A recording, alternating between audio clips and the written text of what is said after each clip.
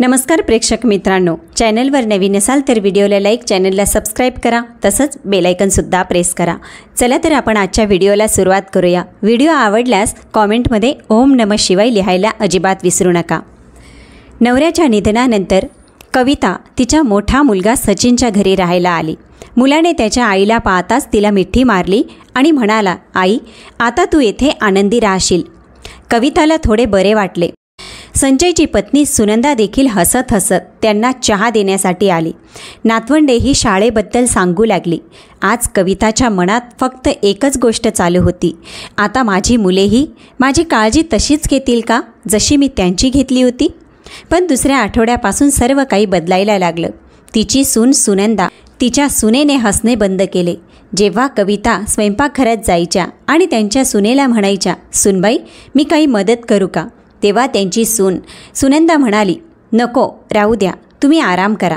तिच्या स्वरात प्रेम नव्हते, जणू काही ती एक ओझे बनली आहे। नातवंडे अजूनही बोलत होती, पण वारंवार त्यांच्या पालकांकडे पाहत होती, जणू काही ते बोलण्यास घाबरत होते। सचिन ऑफिसमधून परतल्यानंतर थेट त्याच्या खोलीत जायचा, जणू काही त्याची आईशी बोलायची इच्छा होत नव्हती। तिसऱ्या आठवड्याच्या शेवटी कविताताईंनी त्यांचा मुलगा आणि सून त्यांच्या खोलीत हळुवारपणे बोलत असल्याचे ऐकले। सून सचिनला म्हणत होती, सचिन तुझी आई तिच्या घरी कधी परत जाणार आहे। तिला आता दुसरे घर नाही सुनंदा, बाबा वारले आहेत, पण ती कायमची इथे राहू शकत नाही ना सचिन। आपल्यालाही आपला खर्च भागवायचा आहे आणि आपली स्वप्न पूर्ण करायची आहेत। कविता तिच्या छोट्या खोलीत शांतपणे अश्रू पीत बसल्या होत्या आणि विचार करू लागल्या, मी आता त्यांच्यासाठी फक्त ओझे झाले आहे। दुसऱ्या दिवशी सकाळी सचिन त्याच्या आईकडे आला आणि डोळे मिचकावत हळुवारपणे म्हणाला, आई तू काही दिवस विजयला भेटायला का जात नाहीस। मला म्हणायचे आहे की तुला पण थोडं वेगळं वातावरण मिळेल। कविता त्यांचे मन दुखावले गेले, हा विचार करून की जणू काही ती त्याला भेटायला पाहुणी म्हणून आली होती। ती म्हणाली, सचिन बाळा मला वाटले होते की मी इथेच राहीन। हो आई, मी कुठे नाही म्हणतोय राहायला, पण विजयही तुझा मुलगा आहे, त्यालाही तुझी काळजी घेण्याचा अधिकार आहे, तू तयार हो, असे म्हणत तो खोलीतून बाहेर पडला।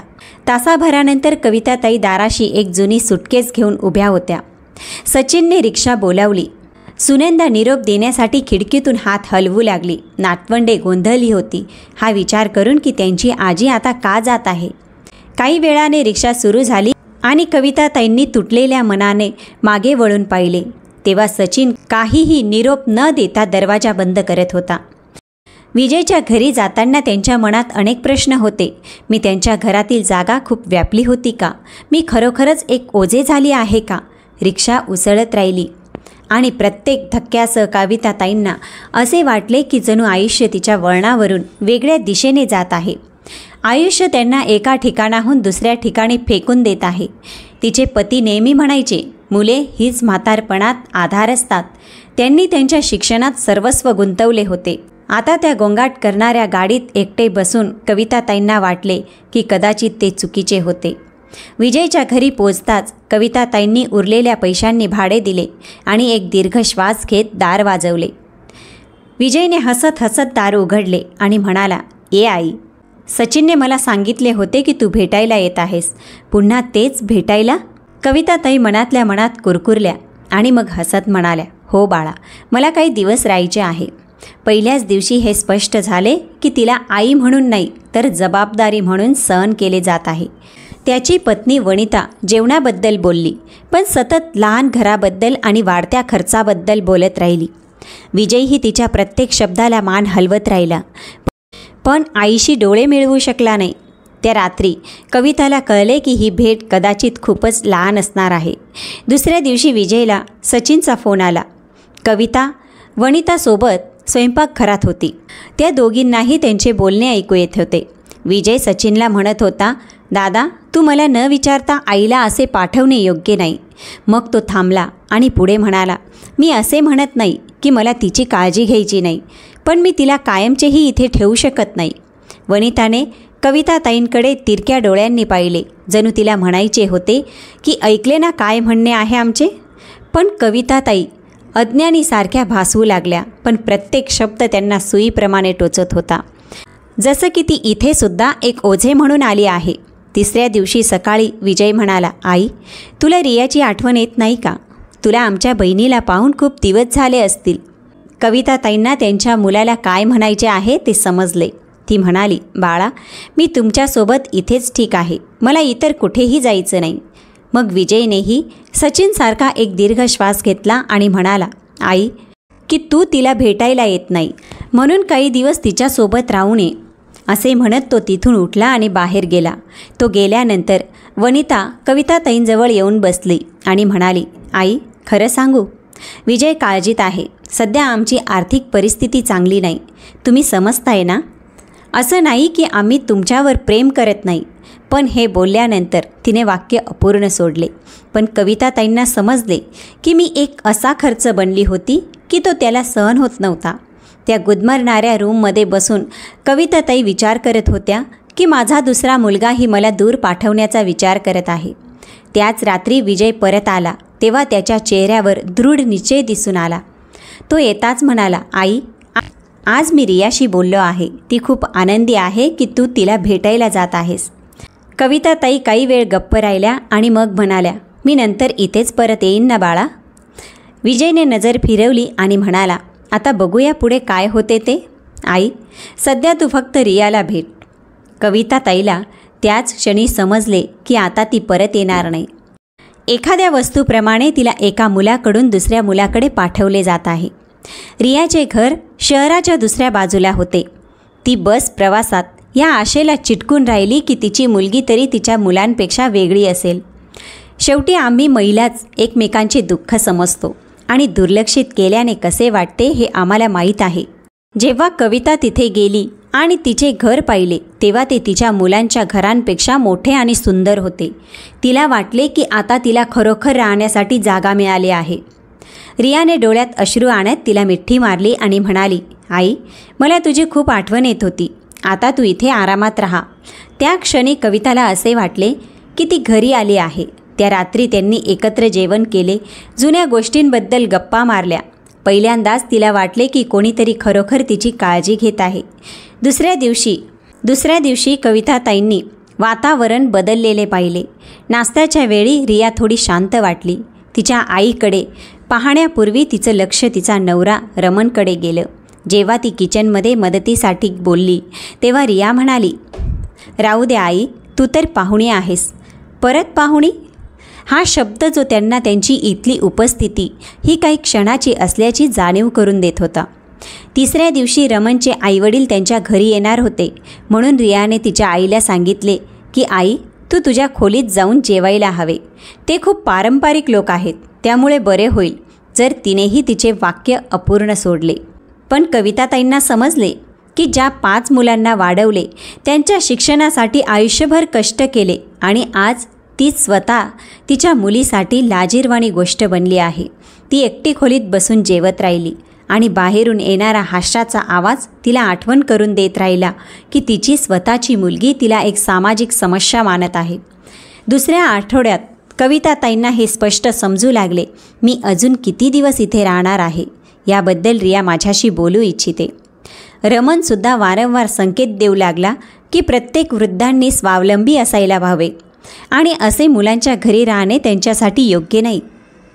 कविताताई अज्ञानी असल्याचे भासवत राहिल्या, पण प्रत्येक शब्द तिच्या हृदयाला टोचत राहिला आणि हे सर्व एक दिवशी स्पष्ट झाले.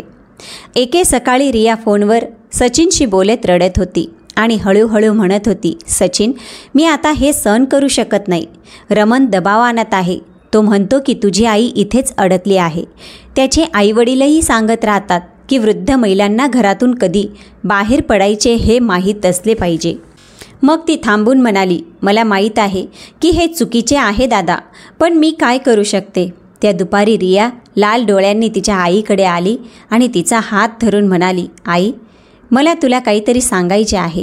कविताताईंना आधीच माहीत होते की तिला काय बोलायचे आहे. आई, तुला माहीत आहे ना की मी या जगात सर्वात जास्त तुझ्यावर प्रेम करते. पण आई, रमणला वाटत आहे की घर खूप भरलं आहे. मी माझ्या नवऱ्याशी भांडण करू शकत नाही. हे ऐकून कविताताईंच्या डोळ्यात पाणी आले. विचार करू लागल्या की ज्या मुलीला मी माझ्या पोटात वाढवले, आता ती मुलगी तिच्या नवऱ्यासाठी मला घराबाहेर काढत आहे. शेवटी मी जाऊ तरी कुठे? तेवढ्यात रिया मोठ्याने रडू लागली आणि म्हणाली, आई, मला माफ कर, मी सुद्धा लाचार आहे. दुसऱ्या दिवशी सकाळी रमणने कोणतेही नाटक केले नाही. जेव्हा रिया बाथरूममध्ये होती तेव्हा तो कविताताईंकडे आला आणि म्हणाला, सासू आई, मी हे पूर्ण आदराने म्हणतोय, प्रत्येक जोडप्याला स्वतःसाठी एक मोकळी जागा हवी असते. तुम्ही तुमच्या मुलांना वाढवले आहे, आता त्यांना त्यांचे जीवन जगू द्या. कविताताईंनी मनात विचार केला की मी काही अडथळा आहे का? मी काय हौस म्हणून इथे राहायला आली नाही. मी गरजेपोटी आले आहे, कारण माझ्याकडे इतर कुठेही जायला जागा नाही आहे. मग तो आधीरतेने म्हणाला, तुम्हाला 5 मुले आहेत. सासू आई, ते सर्वजण मिळून मदत करू शकतात. नाश्त्याच्या वेळी रिया तिच्या आईकडे पाहूही शकली नाही. रमण ऑफिसला जाताच ती म्हणाली, आई, मी मनीषशी बोलले आहे. तू येत आहे म्हणून तो खूप आनंदी आहे. हा आनंदी असेल जशी मी काय वाढदिवसाची एक भेट आहे, एक बेघर आई जी फक्त राहण्यासाठी जागा शोधत आहे. कविताताई हे म्हणाल्या तेव्हा रियाचे डोळे ओले झाले. मग कविताताई पुन्हा म्हणाल्या, बरं बाळा, तुम्ही लोकांनी हे कधी ठरवले की मी घरोघरी फिरत राहावे? जणू मी एखादी वस्तू आहे जो कोणीही मला त्यांच्यासोबत ठेवू इच्छित नाही. मग रिया पुन्हा रडू लागली. आई, असं नाही आहे गं, प्रत्येकाच्या स्वतःच्या समस्या असतात. पुढच्या 2 तासांनी कविता पुन्हा गाडीमध्ये होत्या. जेव्हा गाडी हलू लागली तेव्हा रिया खिडकीतून हात हलवत राहिली, जशी मोठी सून सुनंदा करत होती. आणि तिला समजले की हा एक प्रकारचा नियम आहे जो सर्वांना दुरूनच निरोप दिला जातो. जणू काही ती एक संसर्गजन्य आजारासारखी आहे. प्रवासादरम्यान कविता विचार करत राहिल्या की तिला अजून किती घरं पाहावी लागतील. आणि मग तिला समजलं की तिचं कुठेही स्वागत होणार नाही. त्यामुळे यावेळी तिच्या मनात काहीच आशा उरली नव्हती. तिला माहीत होतं की तिला पुन्हा एकदा नाकारलं जाईल. मनीषचे घर सर्वात लहान होते. एका अरुंद गल्लीत फक्त 2 खोल्या होत्या, जिथून रिक्षाही जाऊ शकत नव्हती. मनीष हा तिचा 4था मुलगा होता. नेहमीच सर्वात साधा, जो त्याच्या भावांसारखा कधीच प्रगती करू शकत नव्हता. तो एका छोट्याशा वर्कशॉपमध्ये मेकॅनिक म्हणून काम करत होता. त्याचे उत्पन्न कमी होते, पण त्याचे मन खूप मोठे होते. जेव्हा त्याने दार उघडलं आणि त्याच्या आईला बॅग घेऊन येताना पाहिलं तेव्हा त्याचे डोळे अश्रूंनी भरले. आई, तुला पाहून मला खूप आनंद झाला, तो म्हणाला. बऱ्याच आठवड्यानंतर कविताताईंना पहिल्यांदाच वाटले की कोणीतरी मला पाहून खरोखर आनंदी झालं आहे. आणि तिने मनात विचार केला की कदाचित ज्यांच्याकडे कमी असते तो सर्वात जास्त वाटतो. मनीषची पत्नी मानसीही तिला खऱ्या प्रेमाने स्वीकारत होती. ती कमी बोलणारी साधी स्त्री होती. तिने तिला चहा दिला आणि म्हणाली, आई, आमचे घर लहान आहे, पण तुमच्यासाठी नेहमीच जागा असते. तिने कविताताईंना एक खोली दिली, तर दोघेही त्यांच्या 2 मुलांसह लिव्हिंग रूममध्ये जमिनीवर झोपले. कविताताईंनी खूप नकार दिला, पण मनीष आग्रहाने म्हणाला, आई, तुम्ही आम्हाला वाढवले आहे, आता तुमची काळजी घेण्याची आमची वेळ आहे. त्या क्षणी कदाचित त्यांना त्यांची जागा मिळाली असेल असे वाटले, परंतु लवकरच वास्तव समोर आले. पहिल्या आठवड्यातच ते जाणवले की तिची उपस्थिती त्यांच्यासाठी समस्या बनत होती. त्यांच्या उपस्थितीमुळे त्यांना त्रास होत होता. घर इतके लहान होते की कोणालाही खाजगी जागा मिळत नव्हती. मुले स्वयंपाकघरात अभ्यास करत होती, कारण आता कविताताईंना ती खोली दिली होती. आणखी एक सदस्य जोडल्यानंतरही मानसी त्याच राशनमध्ये काम चालवत होती, जेवढा पहिला भरला जात होता. कविताताईंच्या लक्षात आले की सून तिच्या सासूला जेवता यावे म्हणून तिच्या वाट्याचे अन्न कमी खाते. मनीष कामावरून थकून परततो, पण आरामात बसण्यासाठी एकदा चांगला कोपराही राहत नव्हता, कारण तो मुलांसोबत बैठकीच्या खोलीच्या जमिनीवर झोपायचा. दुसऱ्या आठवड्यात मुलांच्या तक्रारी ऐकू येऊ लागल्या. 10 वर्षाचा मुलगा त्याच्या आईला विचारतो, आई, आपली आजी तिच्या घरी कधी जाणार आहे? मला माझी स्वतःची खोली हवी आहे. 8 वर्षाची मुलगी रात्री रडायची की तिला बैठकीच्या खोलीत नीट झोप येत नाही. आणि कविताताई त्या छोट्या खोलीत बसून सर्व काही ऐकत असायच्या आणि स्वतःला त्यांच्या धडपडी आयुष्यात एक ओझे असल्यासारखे समजू लागली. ती आधीमधी जेवण वगळू लागली. तिने असे भासवले की तिला भूक नाही आहे, जेणेकरून त्यांच्या खर्चावर आणखी भार पडू नये. मनीषने पाहिले की त्याची आई बारीक होत चालली आहे. म्हणून एके दिवशी त्याने तिला विचारले, आई, तू नीट का खात नाहीस? बाळा, माझ्या वयामुळे मला भूक लागत नाही. तो काळजीत पडला आणि म्हणाला, चल आपण डॉक्टरांकडे जाऊन येऊ. असे ऐकून कविताताईंना वाटले की त्यांना खरोखरच त्यांच्या आईची काळजी आहे. पण त्यांना सुनेच्या डोळ्यात भीतीही दिसली, कारण डॉक्टरांची फी भरण्याचीही त्यांच्यात ताकद नव्हती. कविताताई त्यांच्या आयुष्यात अडथळा बनत होत्या. तेव्हा त्यांची धाकटी मुलगी महकने फोन केला, आई, तुला पाहून खूप दिवस झाले आहेत. प्लीज काही दिवसांसाठी माझ्याकडे ये, मला तुझी आठवण येते. हे ऐकून कविताताई मनात कुरकुरल्या. तेच जुने बोलणे, आठवणी, भेटीगाठी. प्लीज काही दिवसांसाठी ये. पण कोणीही राहायला ये म्हणत नाही. त्या रात्री मनीष कविताताईंसोबत छोट्या अंगणात बसून तारे पाहत होता. त्यांचा चेहरा गंभीर होता आणि कविताताईंना काहीतरी कठीण घडणार आहे हे समजले होते. मग तो म्हणाला, आई, तुला माहीत आहे ना की मी तुझ्यावर खूप प्रेम करतो. पण मला दिसते की तू इथे दुःखी आहेस. मला असे वाटते की तू काही दिवस महकच्या घरी जावे. ती नेहमीच तुझी लाडकी राहिली आहे आणि तुझी काळजी घेण्याची क्षमता तिच्यात सर्वोत्तम आहे. हे बोलताना त्याचे डोळे अश्रूंनी भरले. मग तो म्हणाला, आई, मला दिसतंय की तू स्वतःला अडचणीत टाकत आहेस, जेणेकरून आम्हाला कोणत्याही प्रकारच्या समस्यांचा सामना करावा लागू नये. तो बरोबर बोलत होता, कारण कविताताई स्वतः उपाशी राहून सगळं ठीक आहे असं नाटक करत होत्या. ती म्हणाली, ठीक आहे बाळा, जर तुला हे बरोबर वाटत असेल तर मी जाईन. हे ऐकून मनीषने त्याच्या आईला मिठी मारली आणि रडत म्हणाला, आई, प्लीज मला माफ कर. कदाचित मी तुझ्यासाठी एक चांगला मुलगा बनू शकलो असतो. दुसऱ्या दिवशी सकाळी मानसीने अश्रूंनी कावेरीताईचा हात धरला आणि म्हणाली, आई, जर माझ्यासाठी हे शक्य असते तर तुम्ही कायमचे इथेच राहिला असता. आयुष्य खूप कठीण झाले आहे. नातवंडेही निरोप देताना म्हणाली, आजी, तू परत येशील तेव्हा मी तुला माझी खोली पुन्हा देईन. मुलांना हे समजत नाही की जेव्हा तुम्ही एका मुलाचे घर सोडून दुसऱ्या मुलाकडे जाता तेव्हा ती सहल नसते तर असहाय्यता असते. मनीष त्याच्या आईला बसस्टॉपवर सोडायला आला आणि बसच्या दारात तोपर्यंत उभा राहिला जोपर्यंत कविताताई बसमध्ये बसल्या नाहीत. बस हलू लागली. खिडकीतून तिने बाहेर पाहिले. तो अजूनही हात हलवत होता आणि लहान मुलासारखा रडत होता.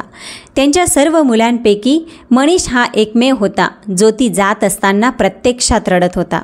बाकीचे फक्त दुःखी असल्याचे नाटक करत होते. महकच्या घरी जाताना कविताताई विचार करत होत्या, माझा मुलगा मनीष हा एकमेव गरीब आहे जो खरोखर मला ठेवण्याचा प्रयत्न करतो. बाकी सचिनने मला सोयीसाठी पाठवले, विजयने मला त्याच्या पत्नीच्या दबावाखाली पाठवले आणि रियाने मला तिच्या पतीच्या दबावाखाली पाठवले. पण मनीषने मला प्रेमाने पाठवले, कारण त्याला माहीत होते की तो मला जे हवे आहे ते देऊ शकत नाही. विडंबना अशी होती की ज्याच्याकडे सर्वात कमी होते त्याला सर्वात जास्त शेअर करायचे होते. बरं, जेव्हा कविताताई महकच्या घरासमोर पोचल्या तेव्हा तिच्या मोठ्या घराकडे पाहून ती स्वतःला म्हणाली, कविता, शेवटी तू त्या ठिकाणी पोचलीस जिथे तुझे स्वागत केले जाऊ शकते. महक ही त्यांची सर्वात धाकटी मुलगी होती. नेहमीच सर्वात लाडकी असल्याने तिला सर्वाधिक जास्त संधी मिळत असे. तिच्या आईच्या पावलांचा आवाज ऐकताच दार ठोठावण्यापूर्वीच तिने दार उघडलं आणि नंतर बॅग घेऊन आईला घट्ट मिठी मारली. आई, तुला माझ्यासोबत पाहून आनंद झाला. घर आतून खूप सुंदर होते. चांगले फर्निचर होते. मोठा टीव्ही होता. सर्व काही स्वच्छ आणि व्यवस्थित होते. तिने कविताताईंना एक खोली दाखवली ज्यात स्वतःचे बाथरूम, डबल बेड आणि AC होता. ही तुमची खोली आहे आई, आणि हे घर देखील तुमचेच आहे. अनेक महिन्यात पहिल्यांदाच कोणीतरी म्हणाले होते की हे घर तुमचे आहे. मग महक म्हणाली की हे तुमचं स्वतःचं घर आहे, इथे आरामात राहा.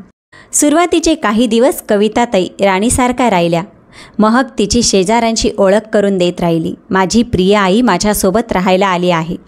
ते एकत्र जेवत असत आणि बैठकीच्या खोलीतल्या मोठ्या सोफ्यावर TV पाहत असत. हे सर्व पाहून कविताताईंना आता स्वतःची जागा सापडल्याचे पाहून दिलासा मिळाला. पण पुढच्या आठवड्यात तिने महकचा नवरा पवनला ओळखले. तो एका मोठ्या कंपनीत उच्च पदावर होता आणि तो चांगला कमाई करत होता. पण त्याचे आईवडील दर रविवारी इथे जेवायला येत असत आणि त्यांनी पहिल्यांदा जेव्हा कविताताईंना तिथे पाहिले, वातावरणात थोडी थंडी पसरली. त्याच्या आईने अनिच्छेने तिचे स्वागत केले आणि तिच्या वडिलांनी तिला टोमणे मारले की वृद्धांसाठी स्वतंत्र राहणे किती महत्त्वाचे आहे हे समजायला हवं. महकला लाज वाटली आणि तिने विषय बदलण्याचा प्रयत्न केला.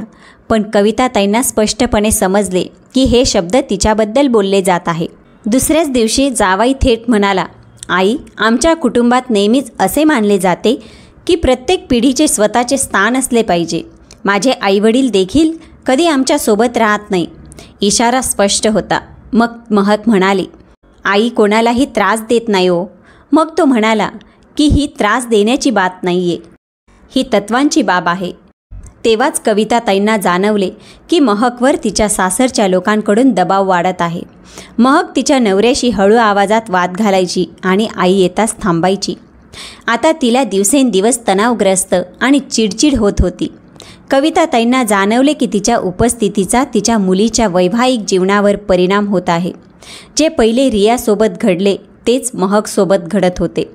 चौथ्या आठवड्यात घडलेल्या घटनेने कविताताईंना खूप अपमानित केले. पवन म्हणाला की त्याच्या ऑफिसमधील वरिष्ठ अधिकारी जेवायला येत आहेत, जे त्यांच्या कारकिर्दीसाठी खूप महत्त्वाचे आहे. मग महक तिच्या आईकडे आली आणि म्हणाली, आई, तू माझ्या एका मित्राच्या घरी एक रात्र जातीस का? इथे एक कामकाजी डिनर होणार आहे. मग कविताताई म्हणाल्या, मुली, मी तुझी आई आहे, एखादी लपवण्यात येणारी वस्तू नाही. मग महक रडू लागली. आई, तसं नाही ग, फक्त पवन या डिनरबद्दल चिंतित आहेत. तो म्हणतो की जर सर्वजण प्रभावित झाले तर त्याला प्रमोशन मिळू शकतं. मग कविताताई म्हणाल्या, आणि एक वृद्ध आई प्रभाव पाडते. ती उत्तर देऊ शकले नाही. ती फक्त रडत राहिली आणि म्हणाली, आई मला माफ कर.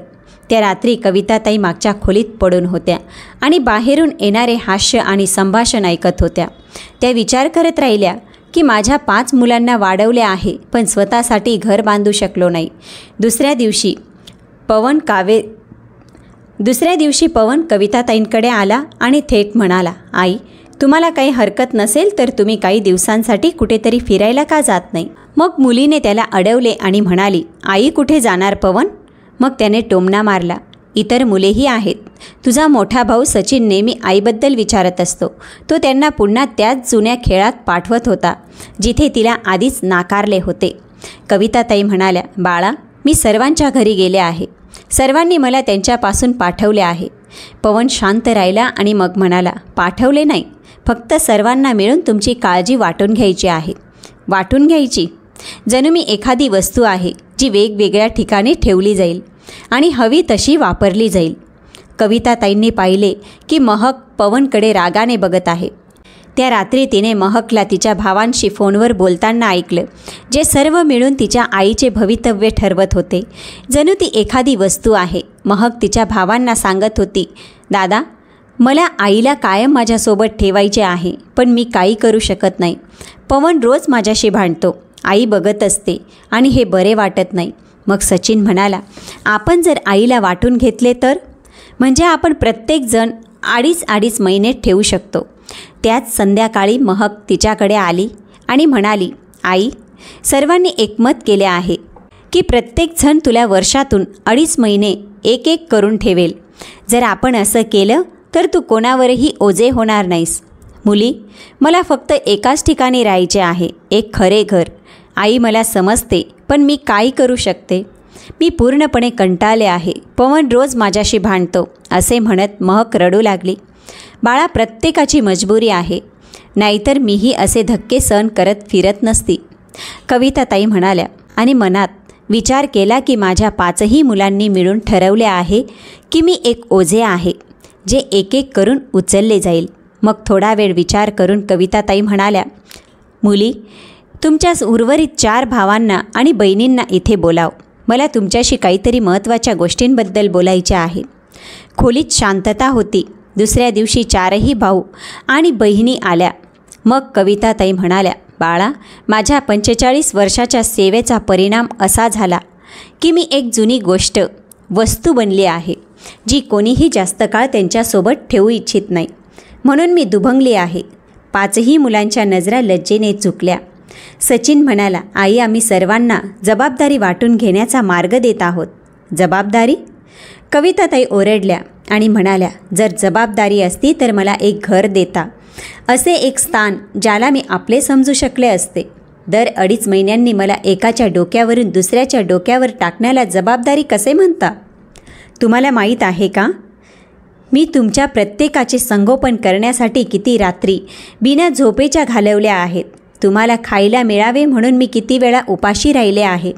तुम्ही पुढे जावे म्हणून मी माझ्या किती स्वप्नांचा त्याग केला आहे. याचं भान आहे का तुम्हाला? मी माझ्या स्वप्नांचा त्याग केला आहे जेणेकरून तुमची स्वप्न पूर्ण व्हावीत. आणि आता जेव्हा मला तुमची गरज आहे तेव्हा माझी वाटणी करत आहात. अरे, मला माझ्या शेवटच्या क्षणात एक असा कोपरा हवा आहे जिथे मी माझे राहिलेले काही क्षण सुखात जगेन. पण तुम्ही मला एक ओझे समजता जे समान रीतीने विभागले पाहिजे, जेणेकरून कोणीही जास्त ओझे उचलू नये. महक रडू लागली. आई, असे नाही ग, आम्ही तुझ्यावर खूप प्रेम करतो. पण कविताताई म्हणाल्या, तुम्ही लोक मला प्रेम करता, हे प्रेम नाही आहे. तुम्हाला फक्त समाजाची भीती आहे, दुसऱ्यांच्या नजरेत चांगले दिसण्याची सक्ती आहे आणि मला सोडून जाण्याची अपराधी भावना आहे. मग विजय म्हणाला, आई, तुला माहीत आहे का की प्रत्येकाची परिस्थिती किती कठीण आहे? काय कठीण आहे बाळा? तुम्ही लोक हॉटेलमध्ये एका जेवणावर मला 1 महिना ठेवण्यासाठी जितका खर्च लागेल त्यापेक्षा जास्त खर्च करता. प्रत्येकाला काही ना काहीतरी निमित्त हवा आहे. कविताताई सगळ्यांकडे बघत म्हणाल्या, खरं तर हे असे आहे की तुम्हाला माझी लाज वाटते. तुम्हाला लाज वाटते की मी तुमची आई आता म्हातारी झाली आहे, ती विधवा आहे, तिचे स्वतःचे घर नाही आणि ती तुमच्यावर अवलंबून आहे. जेव्हा घरी कोणी खास पाहुणे येतात तेव्हा तुम्ही मला लपवता. तेव्हा सचिन म्हणाला, आई, तू खूप अन्याय करत आहेस. कविताताई भडकल्या. काय अन्याय? अरे, अन्याय हा आहे की 5 मुलांना वाढवणे आणि म्हातारपणात ते आपले आधार असतील असं वाटणे, हा अन्याय आहे. आणि शेवटी त्यांच्या दारात भिकेच्या स्थितीत उभं राहणे हा अन्याय आहे. आपले संपूर्ण आयुष्य देणे आणि त्या बदल्यात फक्त तिरस्कार मिळवणे हा अन्याय आहे. तुम्ही लोक माझ्यावर प्रेम करता असे भासवता, पण प्रत्यक्षात तुम्हाला फक्त मी गायब व्हावे असे वाटतं. त्यामुळे तुम्ही एक चांगले मूल आहात ही तुमची प्रतिमा खराब होऊ नये असे तुम्हाला वाटते. तुम्ही मला फेकून देऊ इच्छिता आणि तेही लाज न वाटता. मग विजय हळू आवाजात म्हणाला, आई, तुम्हाला काय हवे आहे? एकाच घरात राहायचे आहे, पण कोणासोबत? मग कविताताई म्हणाल्या, मला आता कोणासोबतही राहायचे नाही. मला आता कोणाच्याही आयुष्यात समस्या बनायचे नाही. मी आता सहनशील आई राहणार नाही. मला माझ्या शेवटच्या काळात प्रतिष्ठा हवी, जी तुमच्यापैकी कोणी मला देऊ शकत नाही. तिने तिची जुनी ब्रीफकेस उचलली आणि म्हणाली, आजपासून तुम्ही सर्व माझ्यापासून मुक्त आहात. आता मी या वरवरच्या दानाला प्रेम मानणार नाही. मी आता एक अशी जागा शोधेन जिथे मला सामाजिक ओझे नाही तर एक माणूस समजले जाईल. असे म्हणत कावेरीताई दाराकडे गेल्या. मग सर्वजण एकत्र उठले आणि तिला थांबवण्याचा प्रयत्न केला. पण आयुष्यात पहिल्यांदाच असे म्हणत कविताताई दाराकडे गेल्या आणि मग सर्वजण एकत्र उठले आणि तिला थांबवण्याचा प्रयत्न केला. पण आयुष्यात पहिल्यांदाच कविताताईंनी स्वतःसाठी निर्णय घेतला आणि मुलांकडे न पाहताच ती दाराबाहेर पडली. वयाच्या 65व्या वर्षी घर आणि काम नसताना ती शहरातील रस्त्यांवर भटकत राहिली. पुढे काय करायचे याचा विचार करत होते. क्षणभर तिला वृद्धाश्रमात आश्रय घेण्याचा विचार आला, पण हा विचार येताच तिला तिरस्कार वाटला. कारण त्या ठिकाणी ते लोक पाठवले जातात ज्यांना त्यांच्या मुलांनी नाकारलेले असते. ती जवळच्या बाकावर बसली आणि विचार करू लागली की माझ्या मनात अजूनही इतकी ताकद आहे की मला अन्नासाठी भीक मागावी लागणार नाही. त्याचवेळी शेजारच्या बाकावर बसलेली तिच्याच वयाची एक महिला एका तरुण मुलीला म्हणत होती, मुली, मी गेल्या 3 वर्षांपासून वृद्धांची काळजी घेत आहे. हे एक आदरणीय काम आहे. ते मला स्वातंत्र्य देते आणि ज्यांना खरोखर माझी गरज आहे त्यांना मी मदत करण्यास देखील सक्षम आहे. मग कविताताईंनी खाली वाकून विचारले, यात काम मिळू शकते का? मग ती म्हणाली, जर एखाद्याकडे संयम आणि सेवेची भावना असेल तर नेहमीच कोणी ना कोणीतरी शोधत असतो. ते एक प्रामाणिक काम आहे. ते चांगले पैसे देतात आणि कधीकधी जेवणाची आणि राहण्याची व्यवस्था देखील असते. दुसऱ्या दिवशी ती त्याच रोजगार संस्थेत गेली जिचा पत्ता त्या महिलेने तिला दिला होता. समोरच्या व्यक्तीने तिच्याकडे वरपासून खालपर्यंत पाहिले आणि मग म्हणाला, खरं सांगू, या वयात सामान्य घरकाम करण्यात अडचणी येतात, पण वृद्धांची काळजी घेण्यासाठी कुटुंबे फक्त अशा वृद्धांनाच प्राधान्य देतात ज्यांना जीवनाचा अनुभव आहे. 5 मुलांचे संगोपन करून आणि त्या सर्वांनी नाकारलेली आई असल्याने मला जीवनाचा भरपूर अनुभव आहे. कविताताईंनी मनात विचार केला. मग ती महिला म्हणाली, एका कुटुंबाला त्यांच्या 80 वर्षाच्या आजीसाठी एका सोबत्याची आवश्यकता होती, जो त्यांच्यासोबत राहू शकेल, त्यांना औषधे देऊ शकेल, हलक्या कामात मदत करू शकेल. त्यासाठी जेवण आणि राहण्याचा खर्च दरमहा 3000 रुपये मिळेल. कविताताईंनी होकार दिला आणि 80 वर्षाच्या वृद्ध महिला सरिताताई यांना भेटायला गेल्या. तीक्ष्ण मनाची आणि मेहनती व्यक्ती महत्त्वाची असल्याने तिने कविताताईकडे पाहिले आणि म्हणाली, तू विश्वासायोग्य वाटतेस. माझ्या नातवाने अनेक उमेदवार आणले आहेत, पण तुझ्या डोळ्यात एक वेदना आहे जी माणसाला काही शिकवते. कविताला माहीत नव्हते की ती प्रशंसा आहे की टिप्पणी, पण तिला लगेच तिच्याशी एक संबंध जाणवला. पहिल्या दिवशी तिने 25 वर्षाच्या विधवा सनतसोबत तिची कहाणी शेअर केली. तिने तिची कहाणी सांगितली. 35व्या वर्षी विधवा झाले. 4 मुले, वेगवेगळ्या शहरात राहत होती. अधूनमधून भेटायला नातवंडे येत असे. तिला वृद्धाश्रमात पाठवावे असे म्हणत असत, पण एखाद्या अनोळखी ठिकाणी एकटे मरण्यापेक्षा एखाद्याला पगार देऊन घरी सोबत ठेवणे त्यांना पसंत आहे. कविताताईंना तिचे दुःख पूर्णपणे समजले. त्या दोघीही अशा माता होत्या ज्यांना हे जाणवले होते की म्हातारपणात मुलांचे संगोपन करणे आधार देत नाही. पहिले काही आठवडे अनुकूलतेचे होते. कविताताई त्यांना औषधं देत असत, जेवण बनवत असत आणि तिच्या सुखदुःखांबद्दल बोलत असत. ती त्यांना ओझे नव्हे तर समान मानत असे. एके दिवशी ती म्हणाली, कविता, तू पहिली व्यक्ती आहेस जी मला समस्या म्हणून नाही तर एक माणूस म्हणून पाहते. एका महिन्यानंतर जेव्हा कविताताईंच्या मुलांना हे कळले तेव्हा ते सर्व तिला परत घेऊन जाण्यासाठी आले. तिचा मोठा मुलगा सचिन म्हणाला, आई, या वयात मोलकरणीचे काम करू नकोस. लोक आमच्याबद्दल काय विचार करतील. मी मोलकरीण नाही, मी एक परिचारिका आहे आणि महिन्यात पहिल्यांदाच कोणीतरी मला माझ्या कामाचे पैसे देत आहे. मग कविताताईंनी सर्वांकडे पाहिले आणि म्हणाल्या, तुम्ही लोक फक्त यासाठी आला आहात कारण आता तुम्हाला माहीत आहे की मी तुमच्यावर अवलंबून नाही. जेव्हा मी प्रत्येक दारावर एक कोपरा मागत होते तेव्हा कोणीही त्याची पर्वा करत नव्हतं. आता जेव्हा मी स्वावलंबी आहे, मी कमावते, मग तुम्हाला मला घरी परत घेऊन जायचे आहे. तेव्हा जवळ बसलेल्या सरिताताई म्हणाल्या, बाळा, तुमचीच आई माझ्यासाठी आयुष्यातील एक आशीर्वाद आहे. ती प्रेमाने माझी काळजी घेते, मला आधार देते आणि मी याबद्दल तिला पैसे देते. प्रामाणिक काम करणे कधीही लज्जेचे कारण नसते. उलट आईला सोडून देणे ही लज्जेची गोष्ट असते. हे ऐकून 5ही भावंडांना लाज वाटली. मग त्या पुढे म्हणाल्या, बाळांनो, एक गोष्ट लक्षात ठेवा. आपण जे काही करतो त्याचे फळ आपल्याला नक्की मिळते, मग ते चांगले काम असो किंवा वाईट. कारण जे पेरले जाते तेच उगवते. तुम्ही तुमच्या आईला नाकारून तुमचे म्हातारपण स्वतः लिहिले आहे, हे तुम्ही विसरू नका. मग कविताताईंनी त्यांच्यासोबत जाण्यास नकार दिला. सर्व भावंडे डोके खाली करून परत गेले. त्यांना वाटले की त्यांची आई नेहमीच त्यांच्यावर ओझे बनून राहील.